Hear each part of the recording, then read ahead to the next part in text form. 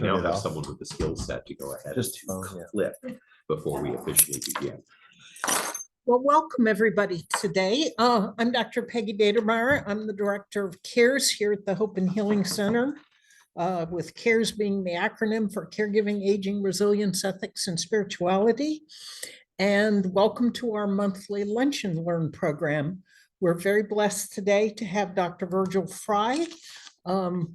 I won't even talk about how long we've known each other because it's way too many years. Yeah.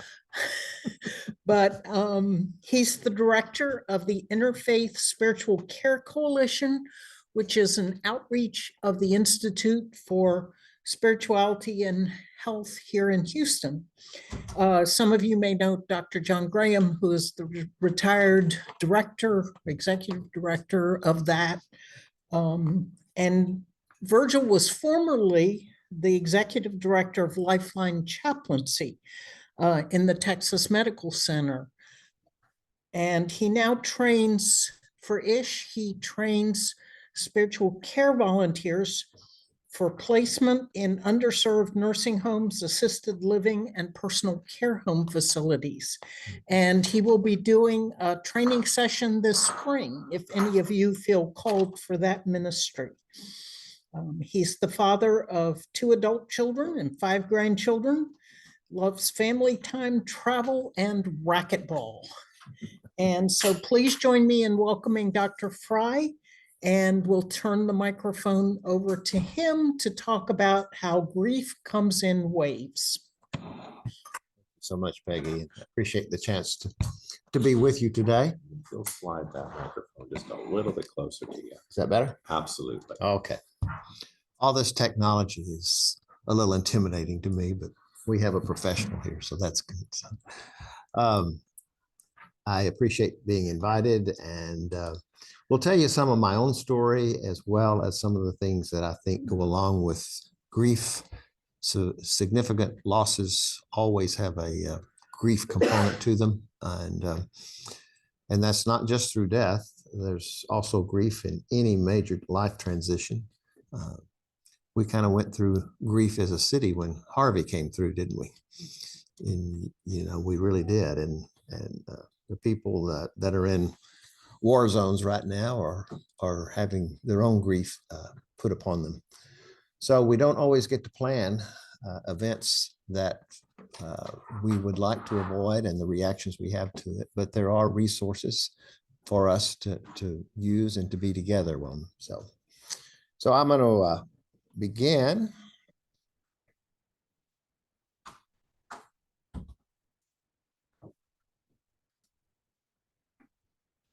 There we go.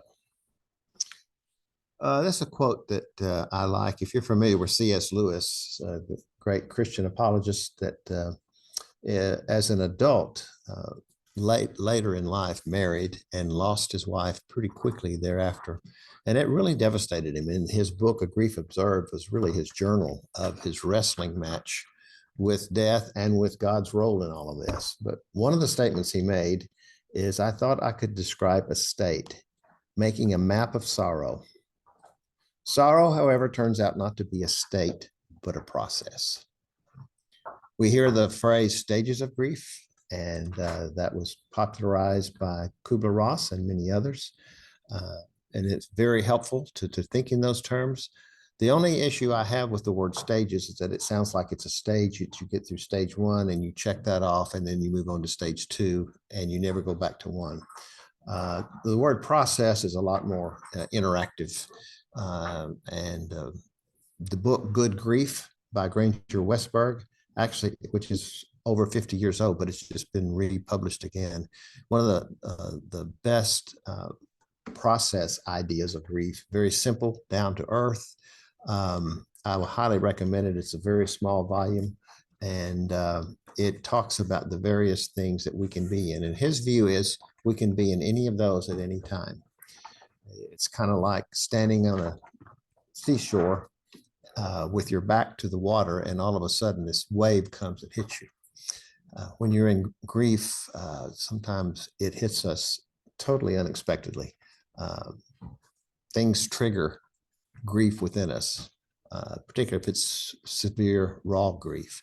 And we think we're, quote, moving on, and in many ways we are, and yet we still get pulled back into the feelings of grief.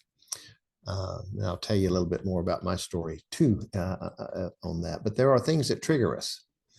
It can be a food, it can be a smell, it can be an event, it can be a holiday, the quote anniversary of a death, birthdays.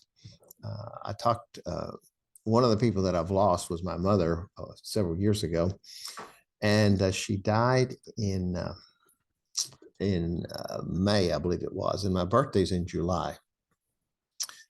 And it really, even though I went to her service, I was with her when she died. I and my siblings were with her when she died up in West Central Texas. But it wasn't until July 7th of that year, when I didn't get a phone call, that I really sensed my mother's death.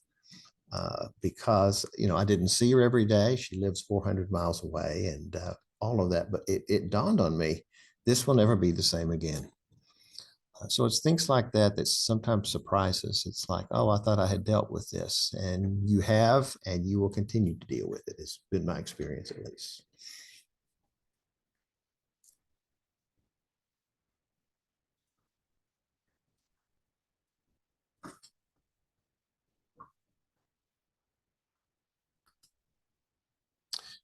So let me tell you a little bit of my story. This is a picture that was made in 2006. This is my wife, Carol. She and I were married almost 34 years. She was a school teacher. We dated through college, so we knew each other a long time. But she was a type 1 diabetic, 50 years. She was almost right at 5 years old when she was diagnosed as being insulin-dependent diabetic, and managed it pretty well. She didn't always think she did, but she actually did. But after about 48 years of it, things began to shut down in her body. Cardiovascular, she had many eye issues that had to be treated. And then the last year and a half, her kidneys shut down and she was on dialysis, which we actually did at home. The nephrologist asked me to do the kidney dialysis at home. And I said, if you look at my badge, it says chaplain. It doesn't say a thing about med tech or nurse or anything about that. He wanted to try this machine to see if it would be useful for some of his other patients. So they had a nurse that trained me. It was a big machine that brought to the house and all the equipment, put a port into Carol's shoulder. And I began to do this 3 times a week. It took about 3 hours for each session. So a lot of our lives at that point revolved around dialysis. And it's part of my grief too, is looking back on what she went through or what we went through. I went through it as a caregiver. She was going through it as a normally healthy, vibrant school teacher, was out and about. She loved being a mother and grandmother, and all that was being taken away.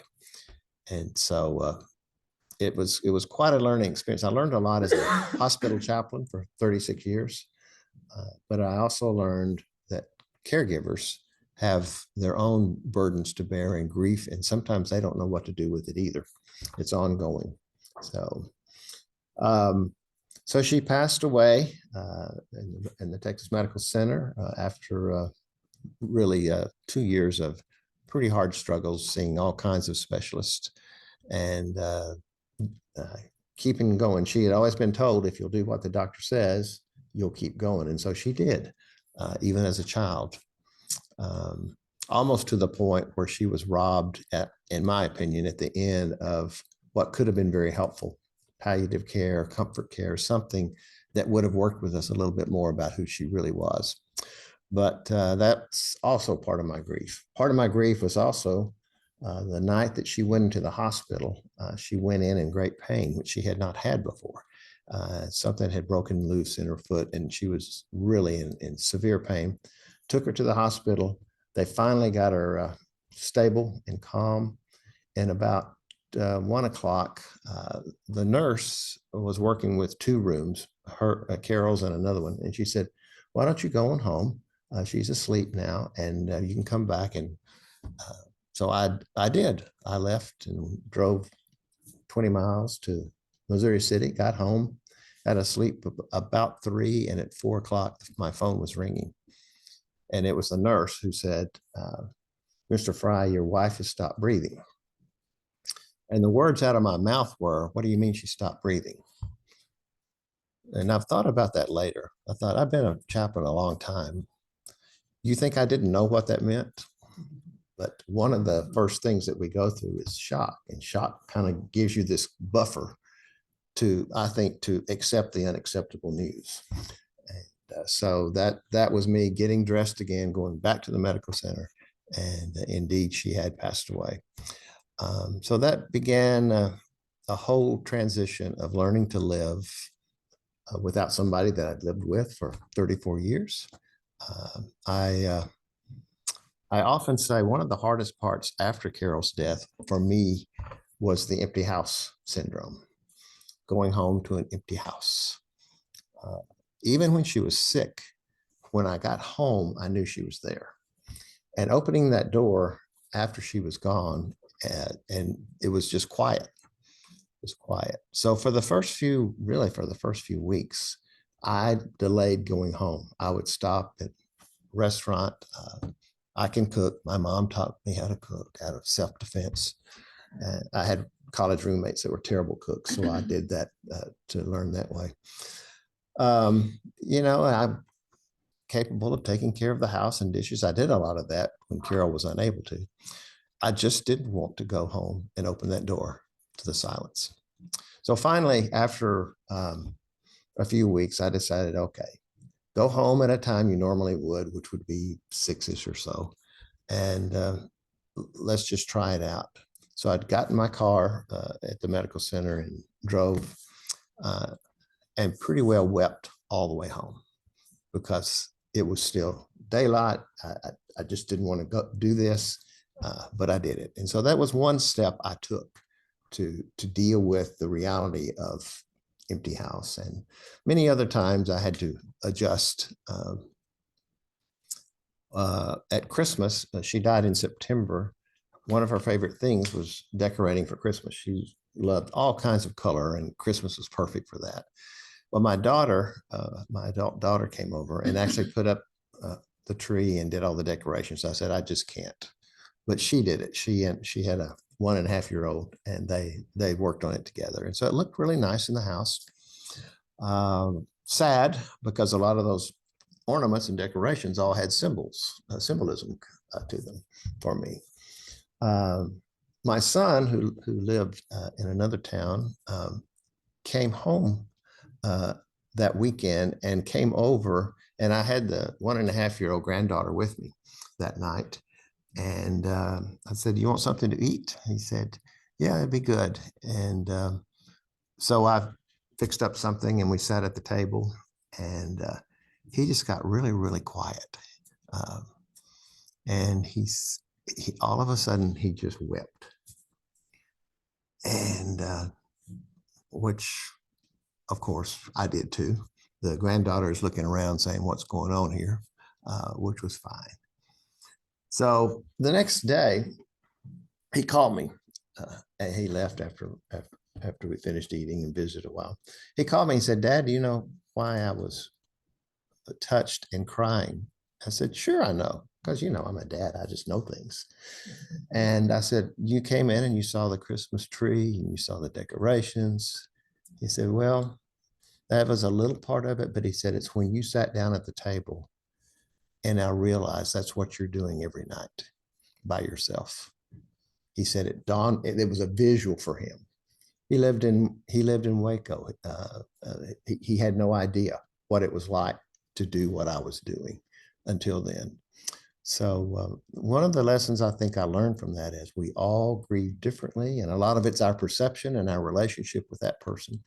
And it can change, and it will change, but we don't always understand fully how the other person is dealing with it. Siblings all respond differently to the grief over losing a parent. we just do.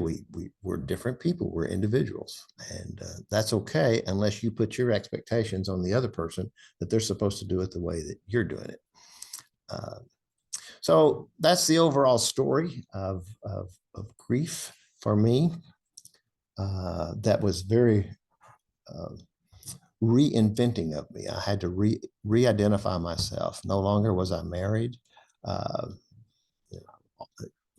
People at my church said, well, you're going to go to the singles class. I said, singles class? What are you talking about? I never even thought about myself. I never did do that one. I just couldn't. That wasn't me. Wasn't anything wrong. The label was correct. I just didn't want to accept it right away. So it's a process. It's a slow, arduous process many times.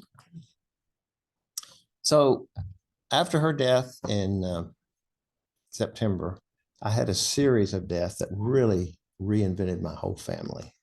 One was her dad, Fred, died a year later, actually on New Year's Eve, a year later in Dallas. I happened to be there with him when he passed away. I was there actually conducting a funeral for somebody else, stopped by to see him as he was in the hospital. And within 30 minutes of me arriving, his wife and I were talking, and they came and got us, and he had passed away. So that one was hard. He found the death of his daughter, outliving his daughter, extremely difficult, and almost passed away on her birthday. He really did, because you could just tell it was just getting to him. So that was the first loss. The next was my mother that I've just mentioned. And then 6 weeks later, my younger brother's wife died of metastatic breast cancer. So within 6 weeks, we had 2 funerals. And so just those 3 deaths was enough to reinvent a lot of things and change things for all of us. And then my dad died. He died at 93. So he waited a little while, but they had been married 60 plus years, and he lived until 93. And then he had 2 sisters. One was 96 and one was 100. And they all died within 6 months of when my dad died. So 93, 96, and 100. And I'm going, did y'all plan this to do this all together as a group, or what was it? I mean, there's just no way to know. But the oddness for them to live that long and to die that close together was really amazing. And had one first cousin that was very involved with their family.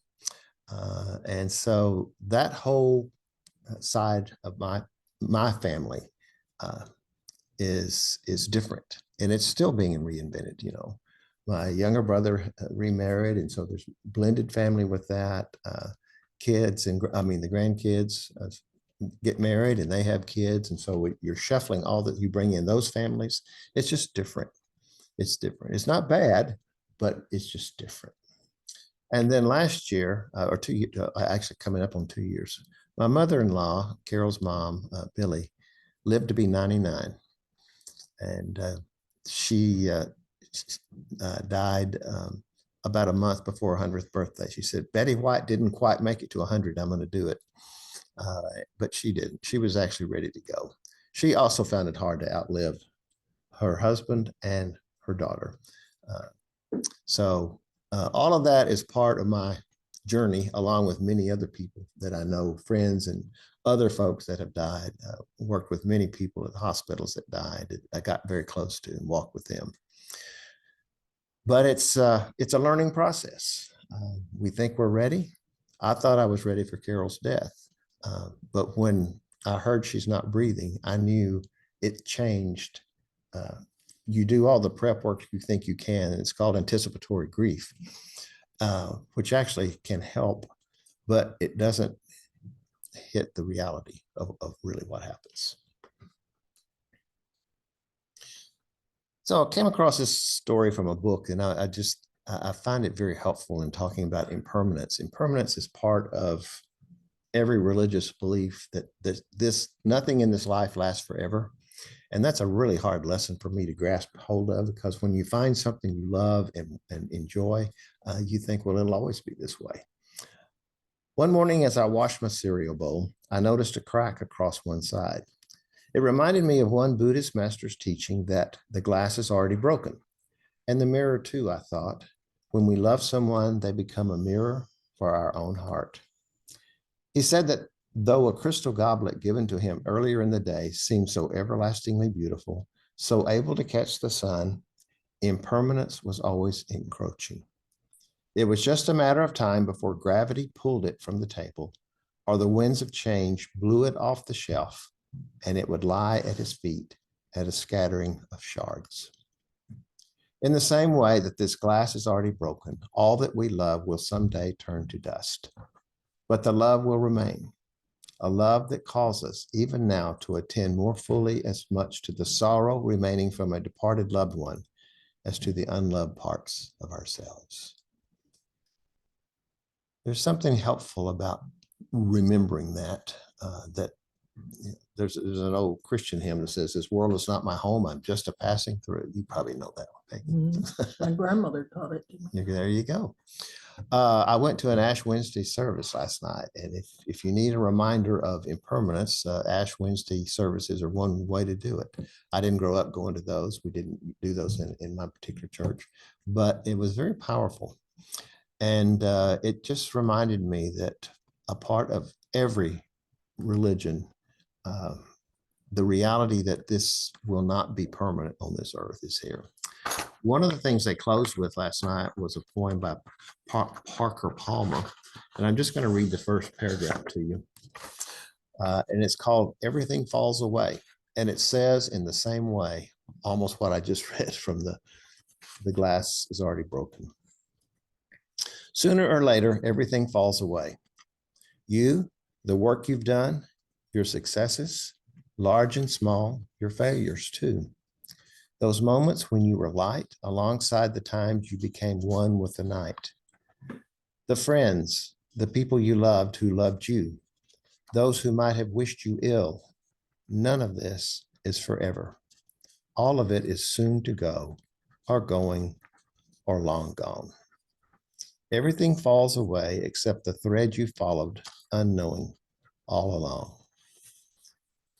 That's, to me, a beautiful reminder that it really does make a difference when we let ourselves sense that everything falls away and that everything is impermanent. I don't like that, but I didn't set the system up, so we learn to live with it. And it can actually deepen our life and our appreciation for each day when we think in the terms of it's not going to last forever.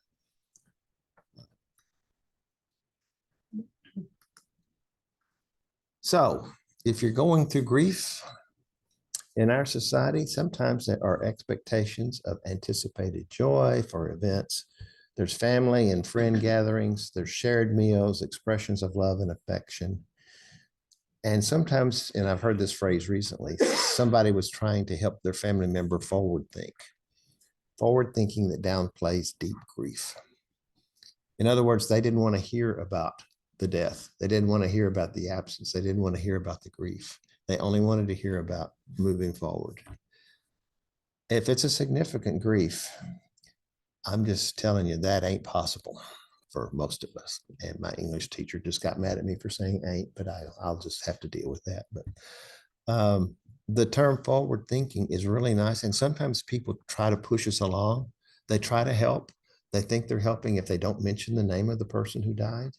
I had an event actually at my church, probably 2 or 3 weeks. 2 or 3 weeks after Carol died, there was a sermon about the kindness of Jesus. And I was sitting at the back. I wanted to be there and I didn't want to be there. I really had both feelings very strongly. But I got up and I was leaving, and a friend of mine named Gail stopped me, and she grabbed me like this. She says, "Oh, Virgil, I just got to tell you, the first person I thought of when I heard about the sermon title was Carol Fry." Well, guess what happened as soon as she said her name? The tears just came down. And then she said, "Oh, I am so sorry. I didn't mean to make you cry." And I said, Gail, you didn't make me cry. Those tears were already there. You gave them permission to come out and say, and in fact, I appreciate you mentioning her name and thinking of her in that way. You would be surprised what that means to me. So it wasn't the wrong thing to do. She just thought it was because of my reaction. So we think if we can help people not cry or not feel the sorrow and, cheer up, tell a lot of jokes, or let's go out and get coffee, or let's go out, do something. Sometimes we can do that and sometimes we can't. So it's hard. It's hard to re-enter normal life, what we call normal life, particularly socially, because we're very conflicted when we're in raw grief. So I say those in raw grief aren't always capable of feeling or meeting those expectations and may vacillate between wanting to be alone and wanting to be surrounded by others. I really think it's both. I had both very strongly. I was part of a young couples. We met once a week, once a month, I'm sorry, through Church Body Life. And I was with them, Carol and I were with them a long time. And I kept going for a little while, and I finally just had to be very honest. And these were very loving, caring folks. We'd been through a lot together. And I said, I'm going to have to stop coming, because all of the conversations were about families and about spouses, and about doing this and that and the other. And I didn't feel like I fit. It wasn't on them. It was on me. My life had changed, and it just wasn't the group for me at that time.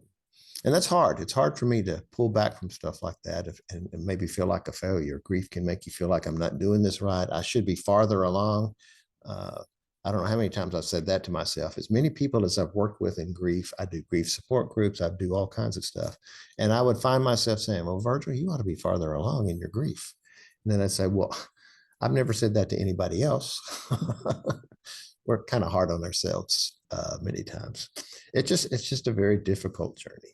It's not impossible to get through it. There's just no easy way to get through it, I think. At least for me, it hasn't been. Now, why did you do that? Okay, here we go. So I want to take a few observations that are from my book, Rekindled, Warmed by Fires of Hope. And it's called Breaking the Silence, the Unique Journey of Grief. And I'll just play off of some of that. Oh, there it is. First, to define the three words that we often use interchangeably in English for grief, bereavement, and mourning. The root words for these, grief is the sense of being robbed. That makes sense to me. When something precious has been taken away from you, that's what the root word of grief means. And I don't like to lose precious things. I don't like to be robbed, whether it's my fault or somebody else's. It's just not good. Bereavement is the internal emotional reactions that we have to feeling robbed. And then mourning is the communal expressions of bereavement, when a group comes together and they share those feelings. And again, we use those words differently or interchangeably many times, but it is kind of nice to know this is what it's all about. And so wherever you may be in the journey, I think mourning and communal times are very important. Rituals are very important. Many times people say, I don't want a funeral for me. And I've gotten a little older and bolder, Peggy, so I'll just say, it's not about you. The funeral's not about the person who died. It's about the survivors. That's what it's for, a time to say our goodbyes. I think we need that. We are such a death-denying culture anyway, that sometimes we need the reality of saying, this is it. I get to say my goodbyes.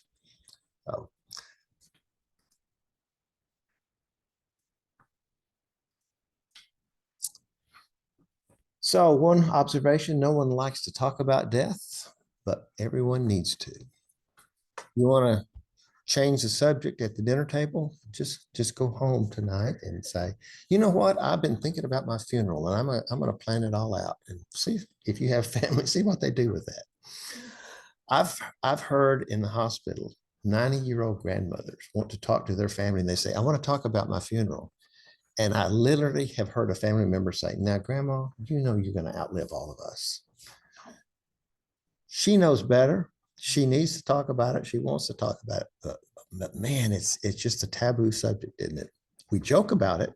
Yeah, we're all going to die someday, and then we move on. But to actually make plans, to make a will, to state your do not resuscitate, or whatever you need to be doing, what needs to be done with whatever assets you have, all of that stuff is really, really important. And I've been through enough deaths, as you saw with family, that it can really get messy, settling an estate and going through probate. And, oh, this person wants this, but mom wanted this person to have it. So you get all this fun family dynamic stuff, or you can. It's just needs to be talked about. And I just think it's more helpful. Tears and laughter, sorrow and joy, God's reminders of the richness of love. We are built for both tears and laughter. And I often, when I'm working with a family and they're sitting around telling stories, a lot of the times there's tears. Oh, I'm going to miss this, this, and this. And then all of a sudden somebody will tell a story of, oh, remember the time when, and everybody burst out laughing. Or nobody will ever do that like him or her again. I've literally heard it said by a minister once at a funeral. The opening words were, there'll be no tears at this funeral because this is a great victory for God. I thought, what Bible have you been reading? You know, that made no sense to me, because scripture, Hebrew scripture and Christian scripture talk about tears are part of it. Nobody tapped Jesus at Lazarus' resurrection of when he was dead. When Jesus wept, it said Jesus wept. The reaction of the people around him was, see how he loved him. So it was considered a natural thing. And so when I hear don't cry, you'll only make it worse, I'm thinking, who are you making it worse for? Yourself or somebody else?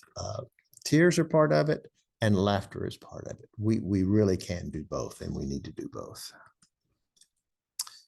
The brutal reality of death is salved by shared stories of earlier days. It honestly does help to hear people that miss. I still occasionally will get a message about Carol. Oh, if she had been at this teacher's meeting, they said, oh, Carol Fry would have said this about that. She'd have a lot to say about how education is going right now. But you know, that was probably 6 months ago. It just did me good to know that her spirit continues to live on beyond her body. So we need that. Grieving is a process, one that takes time and then some more time. I think we think it's going to get better in time. Time is just time. It improves and it abates some because of our working through it. But it takes much longer than most of us think it will. The more significant the relationship, the deeper the wound, the longer the healing. If it's somebody you are really close with and tight with, it just takes much longer. It's the depth of the relationship. Getting over grief is impossible. If you think you're going to get over grief, I think it's a real heavy burden to put on yourself. But we can move through grief. There's a big difference in moving through grief and getting over grief. There's going to be a part of Carol Fry that will always be with me. I've just had to come to terms with that. No matter what I do with my life, she will always be a part of me. And that's not a bad thing. Every September, I start getting this little blue feeling. And I think, okay, not this year. It's been 16 years. And I finally stopped saying that to myself because that's just silly. It's just what happens. It's not deep remorse and hard stuff. But it's the memories. And there's still a little bit of missing. It's like, oh, wow, I'd like to hear her voice again. This is the one I think is important. Rituals create communities and offer support. Avoiding rituals actually robs us of needed companionship. You know, some people won't go to a memorial service or a funeral. Why? Reminds them of their own mortality. Gets back to that, I'm assuming. They are hard to go to, but I also think they're very significant and important.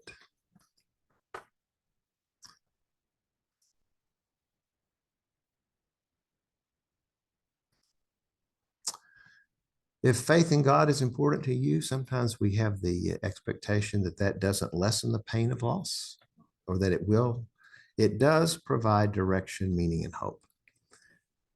Faith in God does not give us a bubble to prevent suffering and painful things from happening to us. Life is life. We're all part of it. Those who have faith in God do have a resource of companionship with a higher power, but it doesn't necessarily remove it from us. And so sometimes when people are hurting and they have a faith life, they think I must not have enough faith. I don't think it has anything to do with how much faith you have. It has a lot to do with what you do with it. Significant dates will always remain significant and deserve to be honored in some way. Again, how you do that is up to you, but I think it's just important to stop. I was talking to a woman one time, and she was saying, I was grocery shopping, and I thought, why do I feel this blue cloud today? And she said, I just felt it strongly. And she said, I thought, I'm standing there in the grocery store. And she said, oh, it's whatever date it was. It's the day that Bob died 12 years ago. And she said, once she named it, it came clear to her where it was coming from. The unconscious remembers, even if the conscious doesn't, it remembers, and it will often come to the surface. So for her, 12 years, it was still there, and it helped her to acknowledge it. I like this one. There is no fast forward button for getting through grief.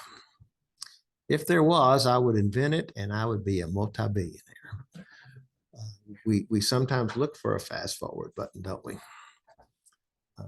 And sometimes things are better. Sometimes things are much better. But there's no way to fast forward to that. We get there as a process. Keeping it together emotionally for the sake of others exacts an exorbitant price on the griever's emotional well-being.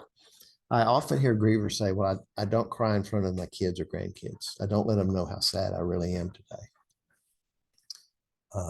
I've heard that in grief groups other times. And I think, what a burden to put on yourself. I have come to the belief, kids and grandkids and everybody else, it doesn't hurt them to know the significance of the loss for you. And it may be different for them, but they also are missing that person probably in some way. And when you say, I have to keep it together for them, then you're doing it at a cost. Sometimes it may be appropriate to do that. I'm just challenging, do you want to live that way all the time? And this last one, being in grief is not being crazy. It just feels like it. You know, you just feel out of control. I don't know how to do this. I must not be doing it right. All those things. What am I doing wrong? I don't want to be here, and here I am. It feels like you're crazy, but you're not. You're in grief. And this last one, the people who think there's a time limit for grief have never lost a piece of their heart. Take all the time you need. I hear grace in that. Be good to yourself. Don't be so hard to think I've got to hurry this up and get it going. And if somebody's trying to rush you through, that's their problem. It's not yours. Give them grace too, but you don't have to listen to them. You know, I've said some really dumb things, trying to help people get through their grief. And when I have them said back to me, it's like, oh, that's how that's heard. It's not how it was intended when it was said, but it's how it's heard. One of them is, and I actually wrote a short article on it called, aren't you glad she's not suffering anymore? And that sounds like such a good phrase. And there is a part of me that would agree, yes, I I'm absolutely glad she's not suffering anymore. But what I began to say back was, but the problem is I'm still here. It doesn't address that part. And so statements like that, she wouldn't want you to grieve. How do you know that? You know, I used to say that too. I don't want people to make a big deal about me when I'm dead. And I thought, but I sure hope somebody misses me. You know, now which is it, Virgil? You want it both ways? She wouldn't want you to grieve is not a very helpful statement, and we don't know that. She might want you to grieve and miss her, and then to keep moving. That might be a good thing. But I mean, I find the best help is often just be with somebody and say, you know, I don't even know what to say. I'm sorry you're going through this, and I want to walk with it through you. Can I just sit a while? Tell me about it. The phrase, tell me what you miss about that person. If you have that kind of relationship, is very invitational. It opens it up and lets them tell a story. And that is really powerful, sacred stuff if you offer that. So that's me. That's my email. Should you be interested in anything, particularly like the training sessions or anything else, the Institute for Spirituality and Health actually has an online bereavement support group every Tuesday at noon. You can get that information from their website. It's very well done. I didn't think it would work by Zoom, but it came about because of COVID, and it actually does. It works well. And there's people on there from New York to California and Houston and everywhere else.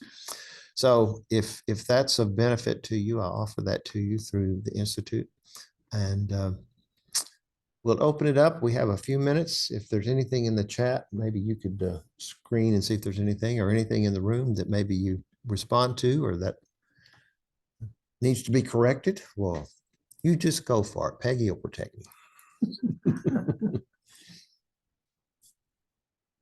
No specific questions from the chat, just a couple of housekeeping reminders as far as titles of books like Good Grief, which was addressed there, that, you know, of course, gratitude for sharing your story. And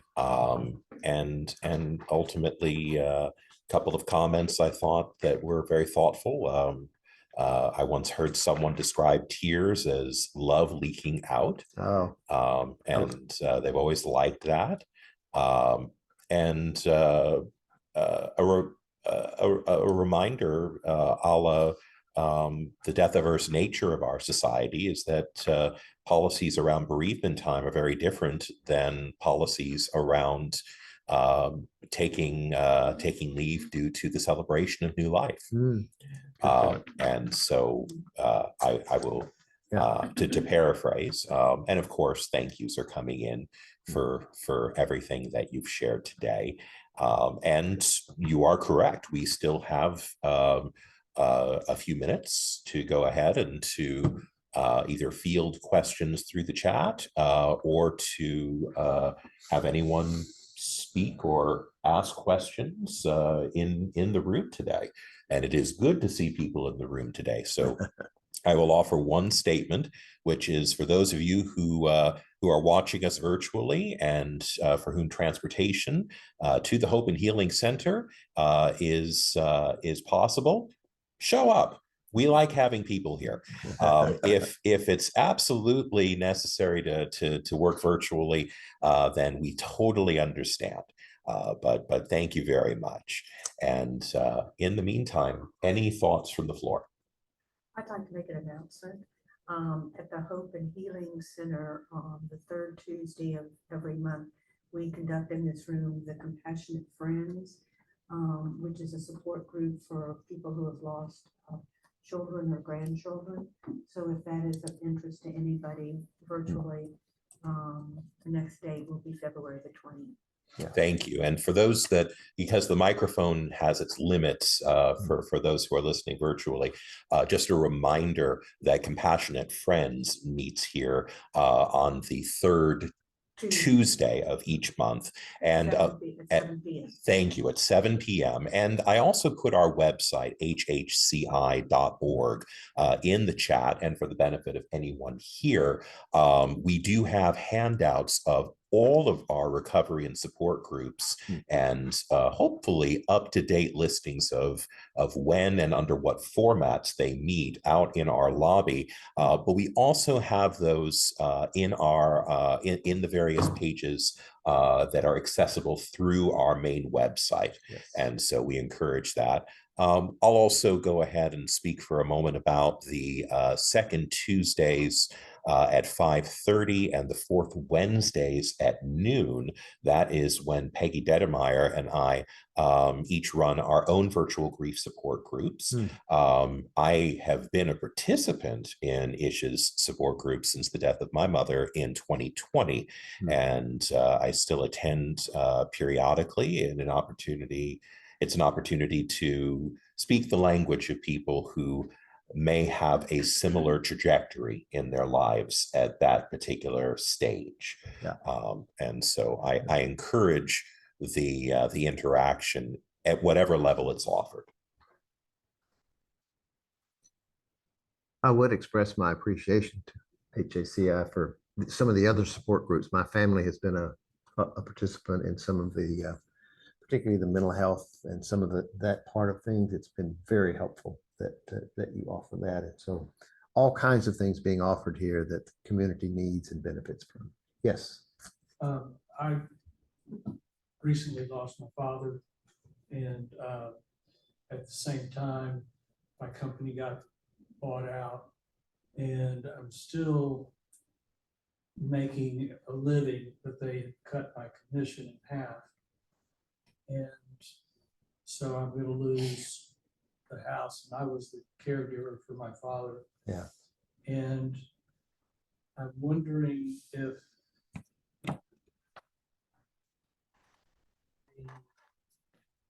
when 3 or 4 losses are stacked on top of each other, if each one of those you have to go through as if it was an individual one. So each one will say has a score of 3. Yeah. You end up with a 9. Yeah. Situations that you have to handle emotionally. Yeah. Yeah. Multiple losses that you described. Loss of a father, the loss of a job, and loss of a house. All 3 of those are huge. And I don't know that you can separate them out. I think they get so blended sometimes that you may not even know which one you're grieving over the most right now. I also think that's true if there's multiple deaths in a family. It's like I don't always clearly think through. But you describe something that's very real, and all are deeply significant losses, and all have their grief. And the way you describe it, they're all pretty intertwined. So maybe just to know it's going to be that way for a while. There may be days that you're having to deal with the house, so that's where your grief is. There may be days you're having to deal with salary, and there may be days that your father's the most thing. So does that resonate? Yes. And does grief cause anxiety? It does for me. Yeah, and I'm quite serious. It's one of my big deals. You feel abandoned, and you're anxious, and you don't know where this road is going that I'm on. And anxiety is often a big part of why we don't want to go through it, and why we can do it. It's not fun at all. No. And just for the sake of those who may not have heard the question that Virgil's addressing in the room, it's in general the question of multiple griefs occurring in sometimes in simultaneous or in overlapping ways. And there was an example being used of loss through death, loss through change. It's a significant change in earnings, loss through forced relocation due to the diminished earning potential of an individual, and then the question of whether or not anxiety can arise as a result of experiencing these elements of, in this case, a rather merged/complicated grief journey. And I'm going to go ahead and put up my hand because nobody likes to be the first person to go ahead and to say who's ever dealt with anxiety for any reason in their lives. And I notice that other hands are going up. And in the end, I will go ahead and just point out that, remember, in addition to such works as Good Grief, which sits out and about in my office, it holds its value over time. There are other books that hold their value over time that have similar concepts. One is called The Body Keeps the Score, by Bessel van der Kolk, if I'm not mistaken.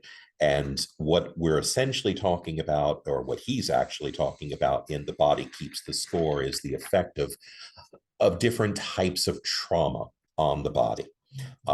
And grief is a form of trauma, regardless of the nature of a loved one's death, the age of that person when they died, how peaceful or how unexpected it was. In the end, you are experiencing the possibility, and depending on how you're wired, the probability of physical changes as you process your grief as a form of trauma in that point. So for all of you in the room, and here by a show of hands, I hope everybody does it again, who regularly sees their primary care physician? Good. It's a good thing to go ahead and to have a primary care physician as your point of contact so that you can go ahead and do some rule in and rule outs just to make sure that your body and your brain haven't had physical changes, biochemical changes as a result of what you're experiencing. Yeah. So I would encourage that for anybody, especially if you're undergoing multiple challenges that are in the form of grief, as we're focused on today in particular. Good point.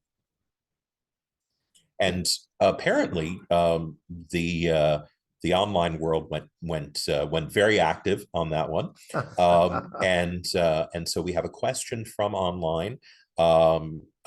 Any thoughts on how one can regroup or start over after losing your loved one? I experience anticipatory grief often, and now it's anxiety about the actual day. I've been the sole caregiver for years now. This is my full-time job. What will I do for a living or relearning skills after being out of the work enforcement arena? And then we can, certainly I invite you to address that, Virgil, and then just a definition I'll leave up on the screen for folks to see. The definition of grief being the sense of being robbed really hits home. That's exactly what I felt for a long time after my daughter was born with birth defects. I imagine you feel similarly, but I know Peggy and I define grief very broadly in terms of, can I come to your group? Nobody has died, but I'm experiencing big feelings due to other losses that I have had to encounter, changes in my status, my sense of security, identity, stability, etc. And absolutely, these are forms of grief, that they are not the quote unquote societally understood traditional reasons for grief is irrelevant, because society doesn't get grief well anyway. So we want you to be gotten, as it were, in whatever way you need to be, and encourage your participation in any group that you find to be supportive. Well, I think what the question about anticipatory, it sounds very natural to feel that way, to feel that strongly. And if there are ways to work with other groups to maybe help you live in the here and, I mean, really all we have is now. I'm really good at worrying about things 6 months from now. I'm a professional at that. And I find it doesn't change things a whole lot. It makes my stomach hurt a lot. That's where my anxiety shows up. So finding ways to say, yes, I will have to deal with a new way to make a living beyond the death. And that's about all you can do at this point. To live with that limitation and to work with it may be helpful. To maybe do some brainstorming. Maybe I could do this, or this, but to come back and say, this is all I've got. I rarely told people in the hospital, if I was visiting with them, about the death of my wife, if they were dealing with a spouse that was dying. But I had a man that I was talking to in a room by ourselves. His wife was very clear. She had a couple of days left and she was ready to go. He was probably in his 50s, I would guess. So relatively young by my standards. But he was talking and talking and talking about, okay, now when I get back to the other state, I need to do this, and I'm going to have to do this about the house, and I'm going to have to do this. And he started listing all this stuff, and he had all this stuff he's talking about. And I let him talk, and then I said, okay, I'm going to tell you something here that it's just coming out of me, and I'm just going to take a chance to share it with you. I've been through the death of a spouse, and right now, your spouse has not died.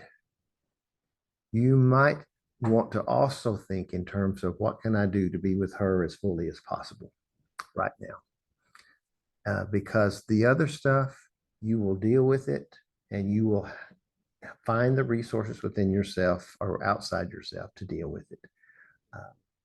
And he took that. It's pretty rare that I would say that to somebody, but he needed to know he still had some things going on that he could deal with in the here and now. And maybe this person that just wrote in the chat, it's both and. It's both and you say it so well when you say it's my full-time job. It sounds like it really is.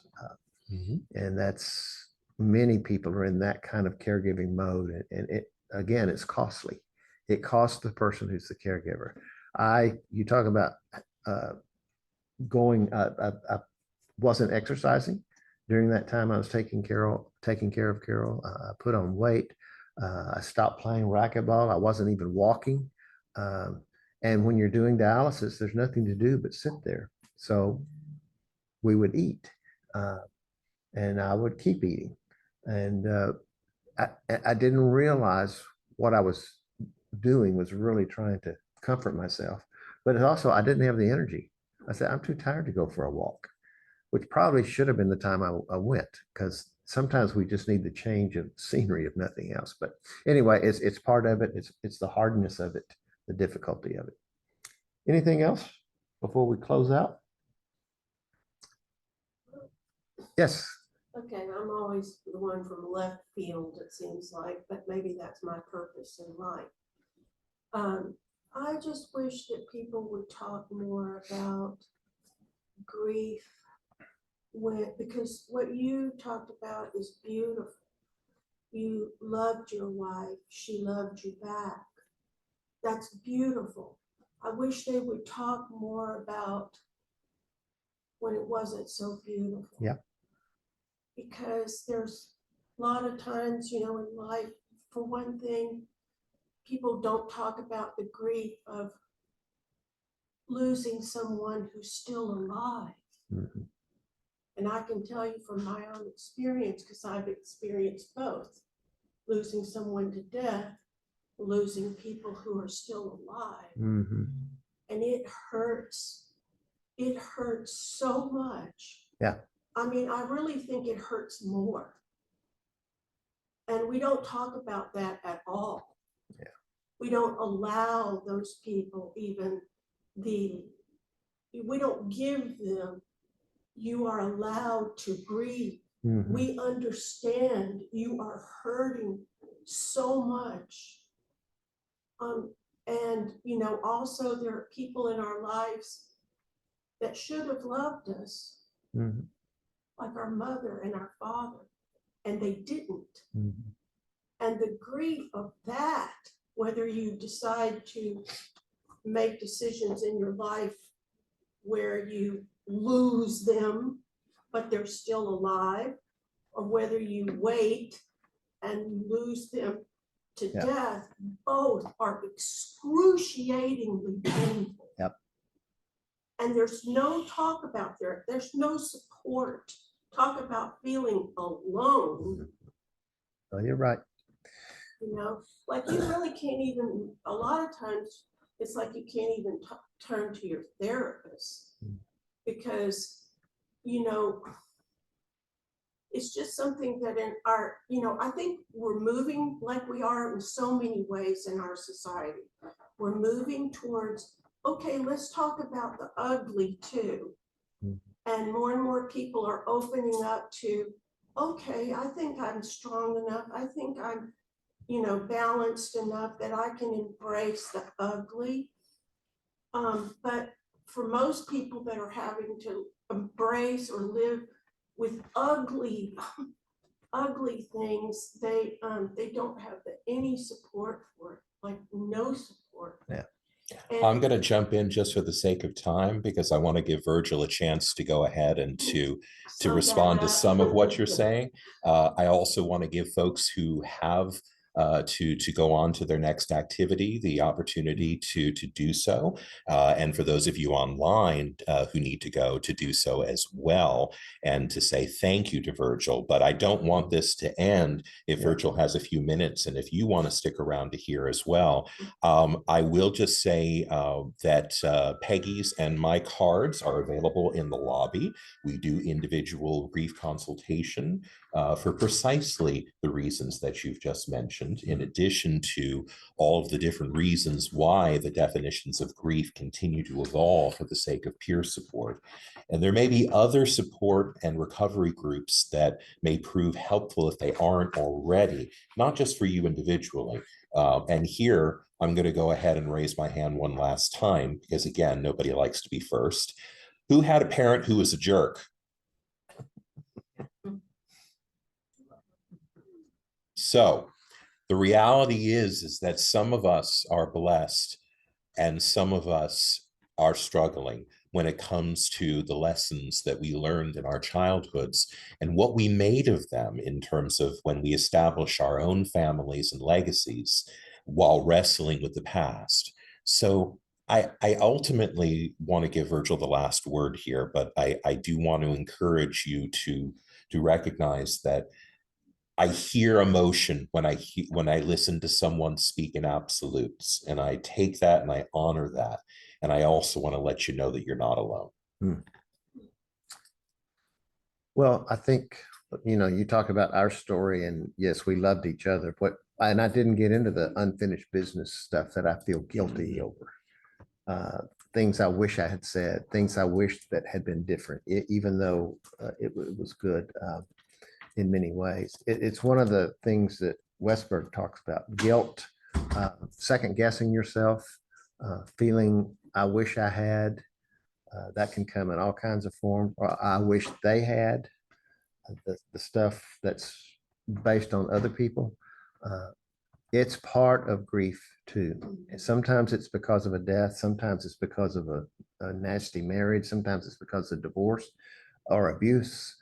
Or just being ignored. All kinds of sources are also in the grief process. So, but that is what we'll end on. And I appreciate so much getting to be with you.